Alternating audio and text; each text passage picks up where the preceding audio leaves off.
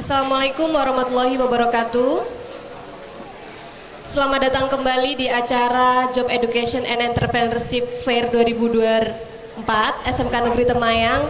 Jadi pada podcast kali ini kita ada 3 tamu ya Bu Anis. Ya. Perkenalkan.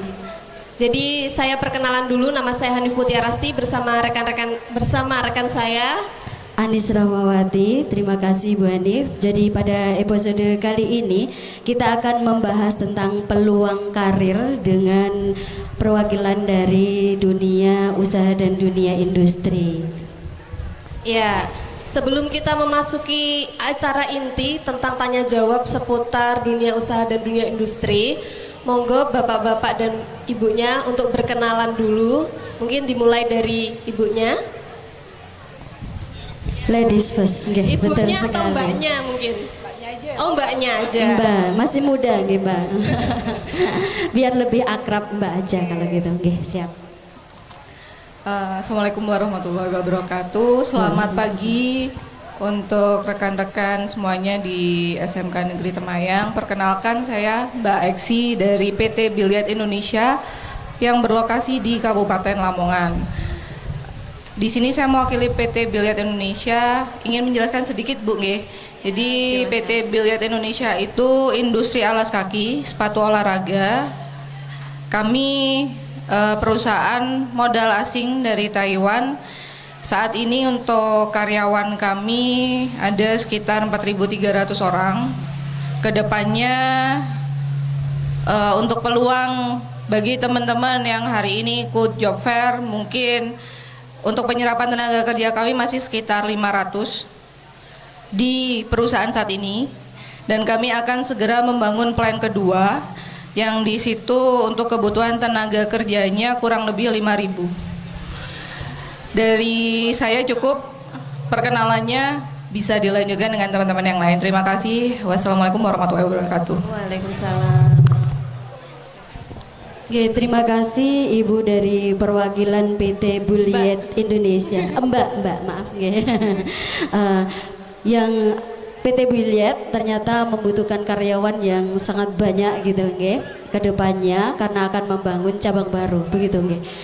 Berikutnya narasumber yang kedua, ini tidak asing, dulu pernah jadi anak saya. Karena dulu saya pernah jadi wali kelasnya Mas Zenggi. Alhamdulillah Mas Zenggi termasuk ya salah satu karena ada banyak lulusan dari SMK yang sudah sukses gitu ya.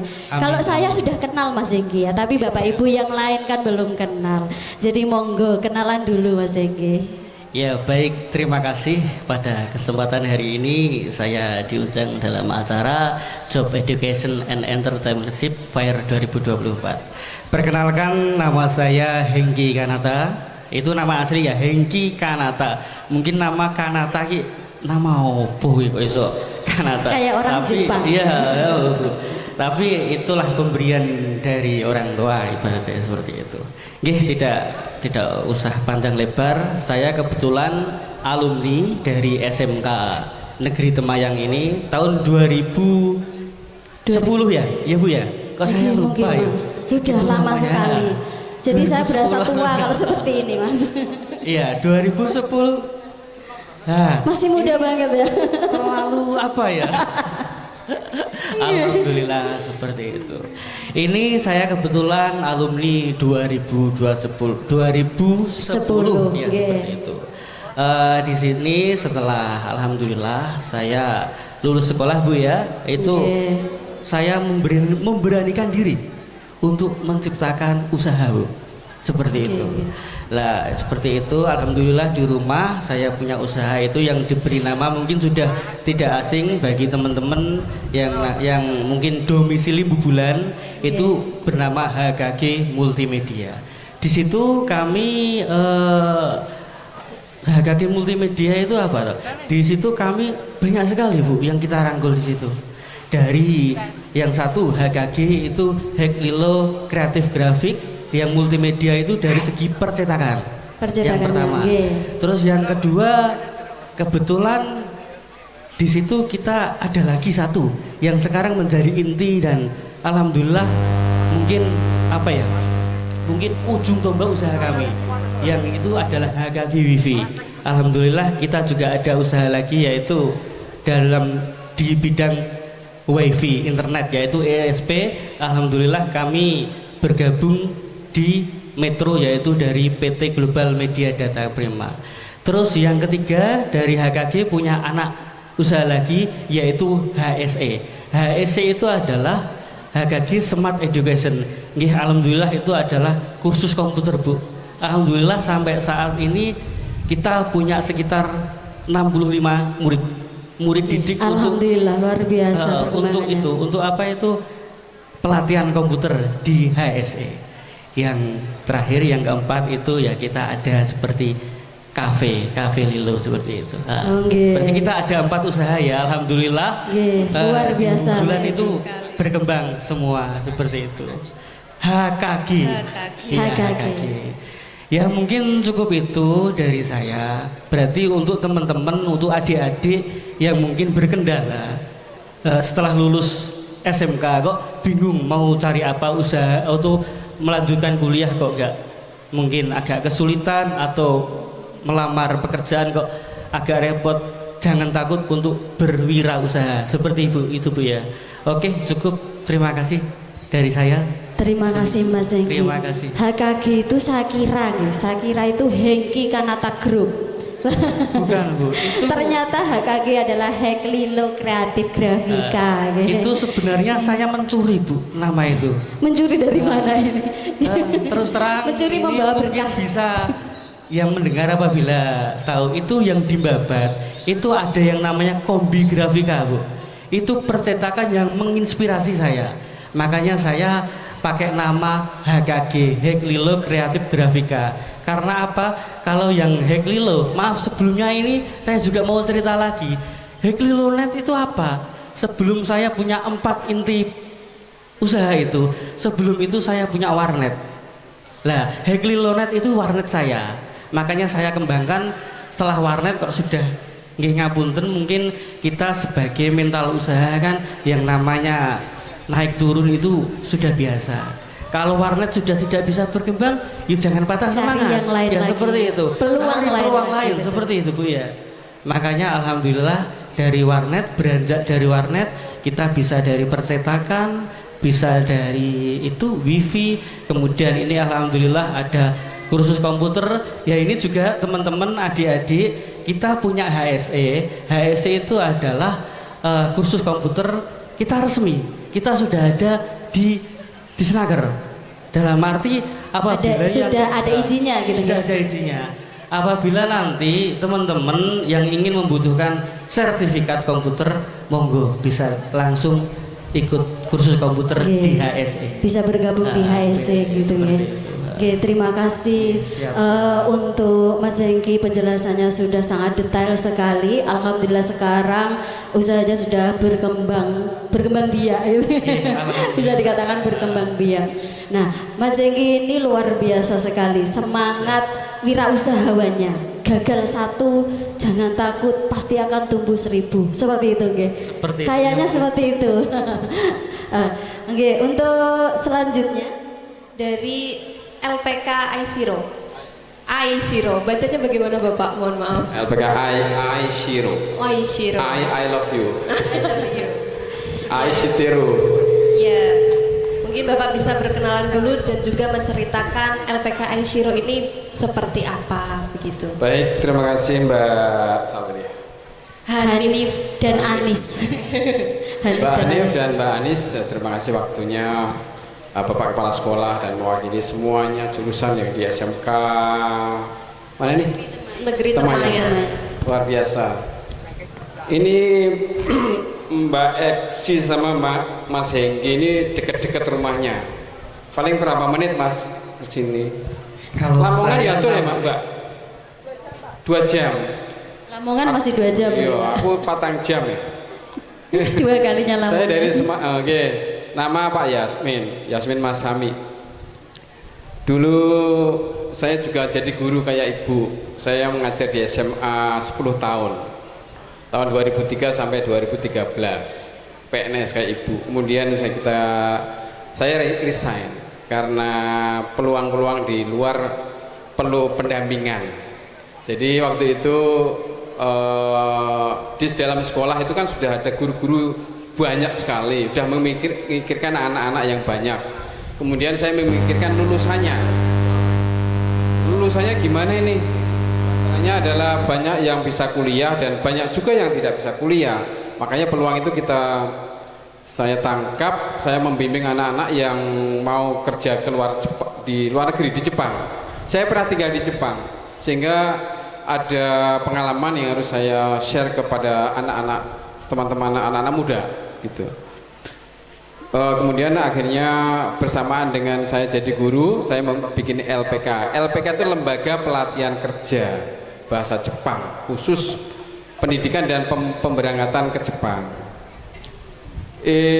Anak baru 3. Anak yang pertama sudah kuliah, baru 3. Rencana nambah lagi. Iya.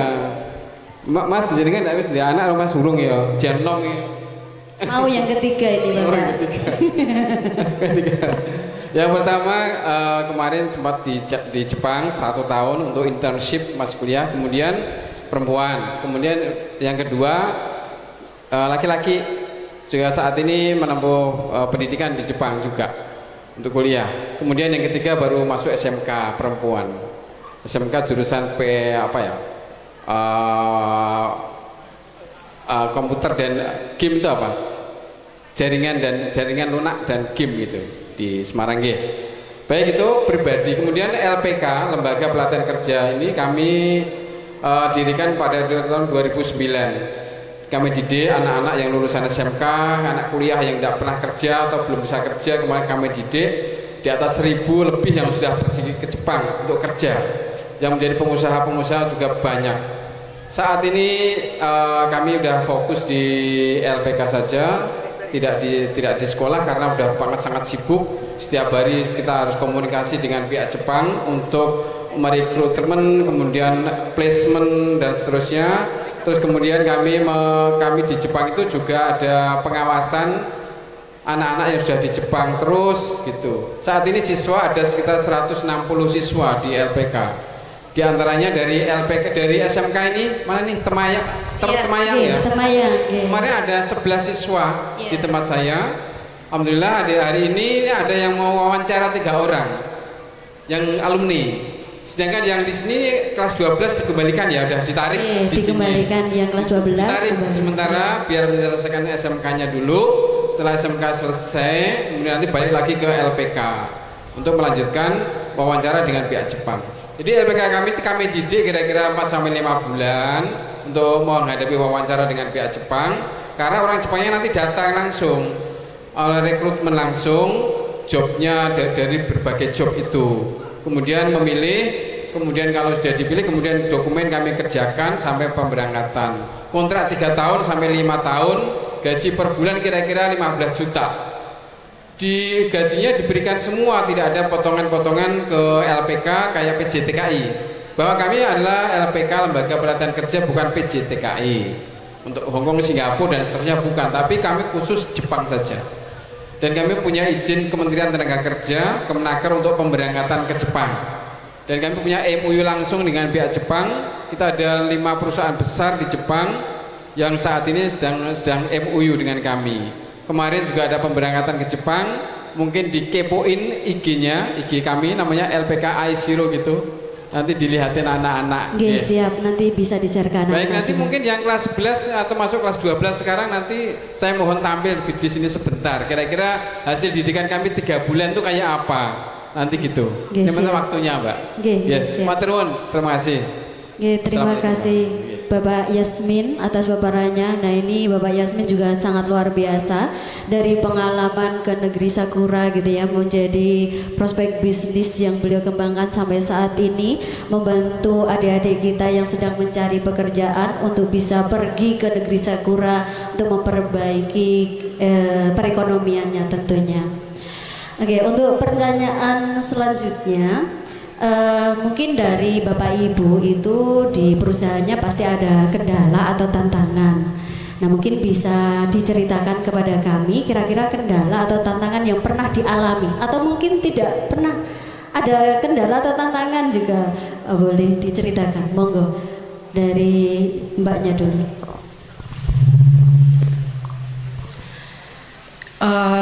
Ini kendalanya dalam hal ketenaga kerjaan ya Bu ya. Oke. Jadi kalau dari kami itu memang sebenarnya bukan dari kami saja sepertinya, ini sudah isu umum gitu loh. Maksudnya di mana-mana udah jadi tren nih berita ini terkait dengan Gen Z. Ya kan? Jadi bukan kami aja, sepertinya semuanya juga sedang bermasalah dengan Gen Z. Mungkin masalahnya bukan Gen Z-nya mungkin ya, kami aja yang kurang bisa mengikuti perkembangannya anak-anak Gen Z ini gitu. Tapi mungkin di sini ada pihak-pihak yang bisa membantu, salah satunya dengan sekolah. Pihak sekolah adalah apa ya, penghubung lah sebelum siswa itu masuk ke antara bekerja, kuliah atau berwirausaha seperti Pak Hengki. Jadi sebagai penghubung harapannya, kalau kami cuma satu Bu, minta tolongnya ya, kendalanya itu mungkin nanti Bapak Ibu guru bisa bantu kami untuk menyampaikan bahwasannya dimanapun itu, yang penting nomor satu attitude, yang kedua etos kerja. Terserah mau kamu Gen Z, generasi milenial atau siapapun, sebenarnya kalian sama aja gitu loh. Cuman memang beratnya di Gen Z ini karena semuanya sudah tersedia. Ketika mereka lahir semuanya sudah tersedia, jadi serba gampang. Sedangkan mungkin perusahaan atau badan usaha atau industri itu punya peraturan yang mungkin kurang bisa diikuti sama alumni-alumni atau mungkin siswa-siswi Gen Z ini. Di situ ada gap. Nah, tapi dua hal tadi mungkin bisa ditekankan ketika nanti setelah lulus sekolah kamu mau bekerja, mungkin dua hal itu saja, attitude sama etos kerja. Kalau dari kami sih kendalanya cuma itu, yang lain belum ada. Aman. Terima kasih. Berarti tantangannya ini hampir sama dengan kita sebagai Bapak Ibu guru setelah pasca corona. Sama pasca corona ya. Ya.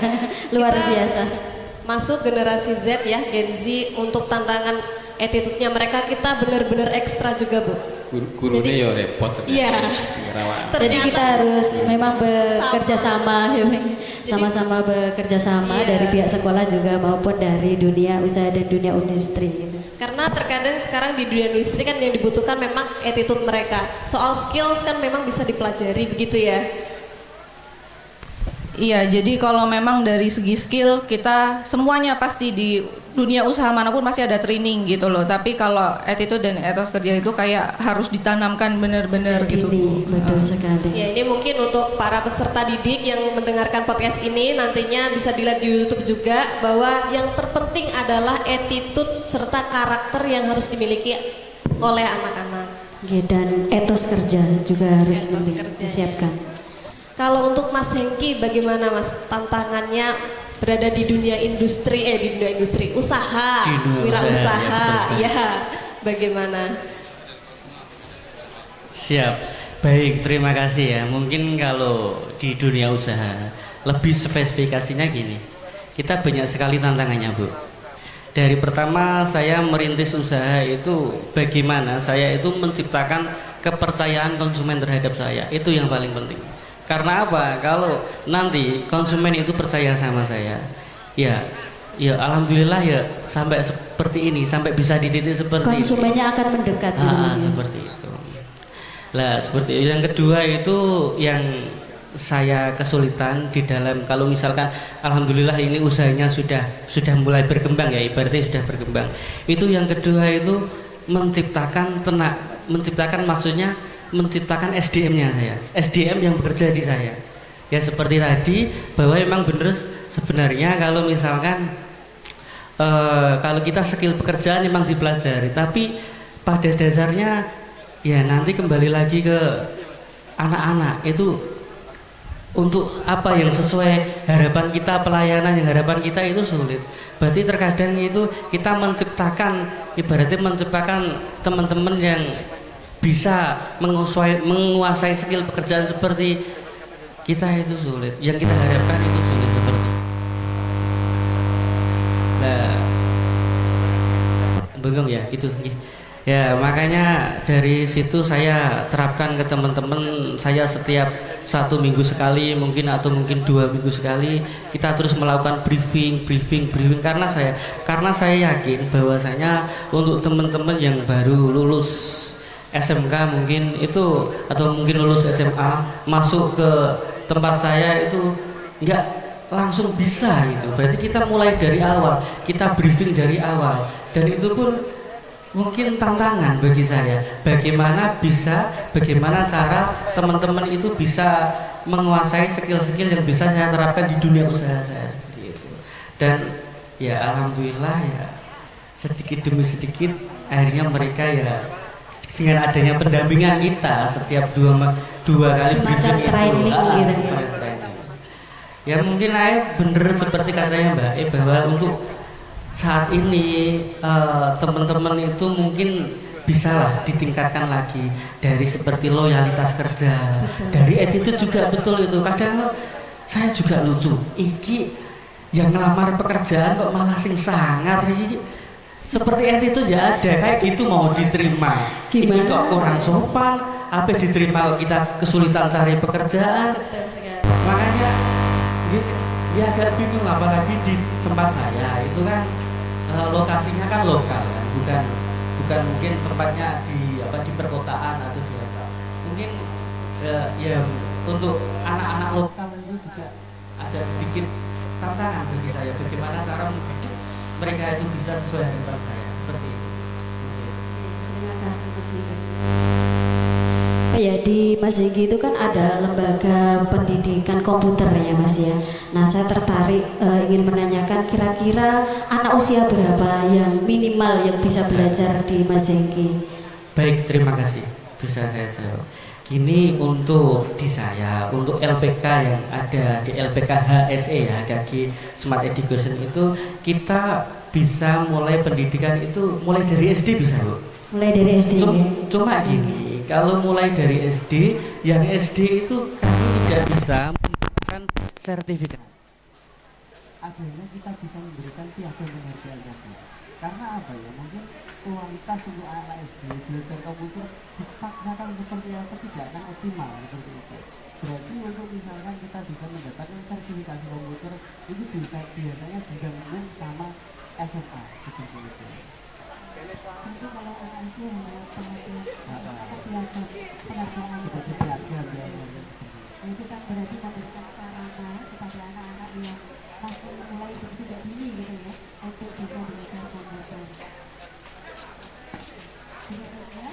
Untuk Bapak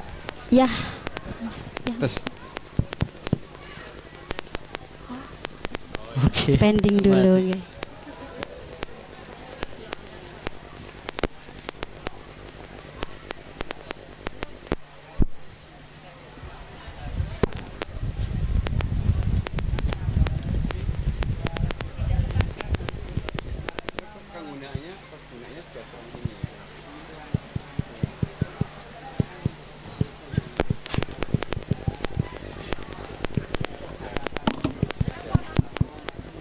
Cek.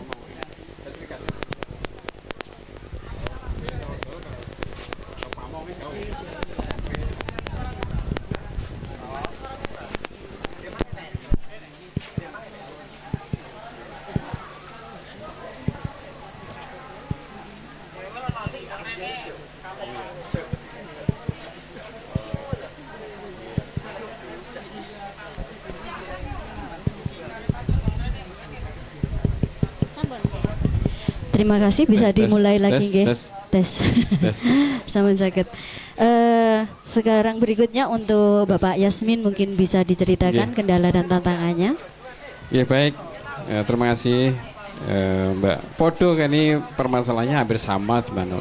Cuman ini untuk Mas Hengki ini kayaknya Gen Z itu cocok di tempatnya dia karena multimedia atau IT itu Gen Z itu lebih pintar daripada kita. Tinggal mengarahkan aja nanti. Kalau itu semuanya perusahaan ya untuk maklum kabeh iku saiki iku. Iya. Baik, untuk mendidik dari nol sampai bisa, kami di LPK itu makanya mendidik pertama adalah ada kedisiplinan, itu nomor 1. Disiplin. Untuk ini ada merah-merah itu ada termasuk hasil didikan di LPK 3 bulan. Boleh nggak? Misalnya dididik apa sih?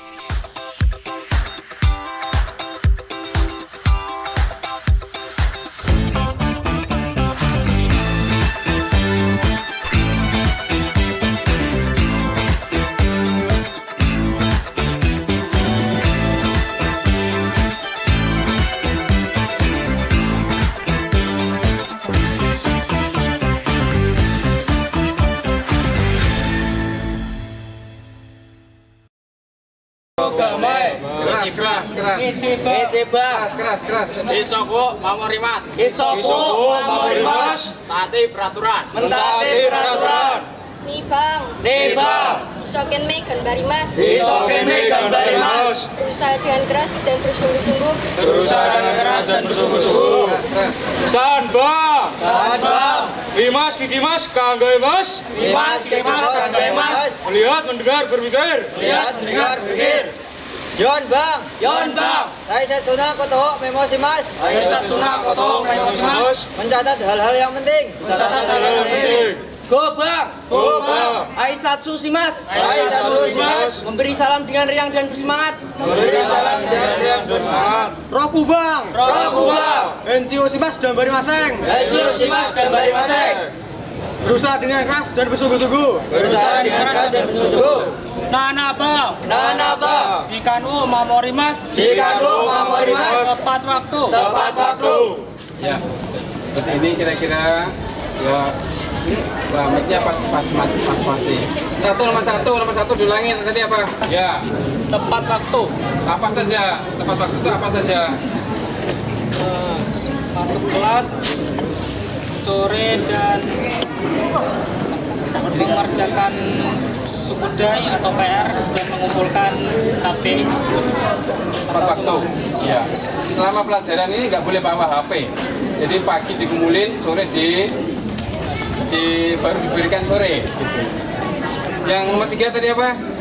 Imas kiki mas kangge mas. Ya. Artinya Melihat mendengar berpikir. maksudnya gimana? Oh alah ya.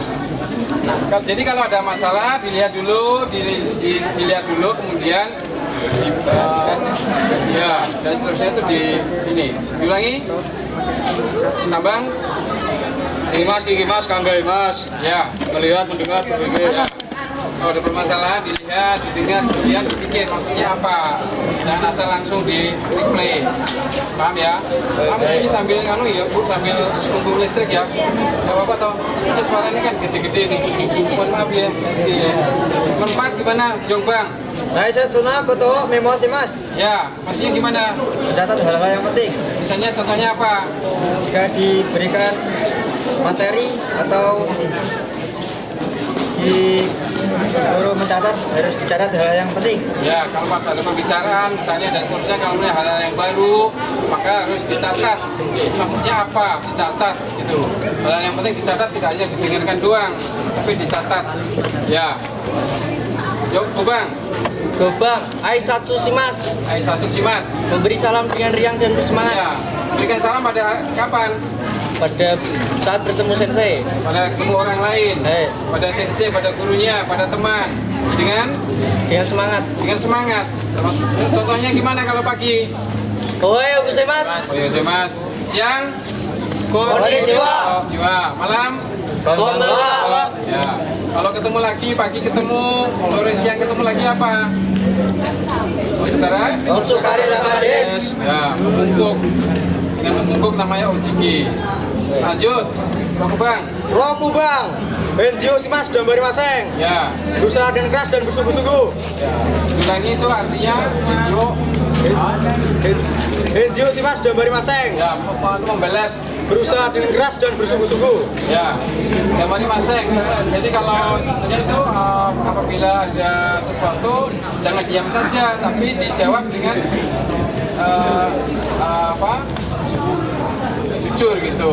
Ya, ya yang mana bang? Nah, bang, jika mau memori mas tepat waktu. Sudah ya. Jadi di LPK itu dimulai jam 8 tuh. Jadi kalau pagi ada namanya jogging. Jogging dimulai jam berapa jogging? Setengah 6 sampai jam 6. Jadi setengah jam harus setengah jam. Jogging untuk membangkitkan semangat dan saraf-sarafmu, kakimu itu semuanya bergerak kabeh. Ben biasa bangun pagi gitu. Kemudian jam 8 kurang 10 harus sudah full. Persiapan pembelajaran ya. Ada briefing namanya sore briefing pagi. Kemudian habis itu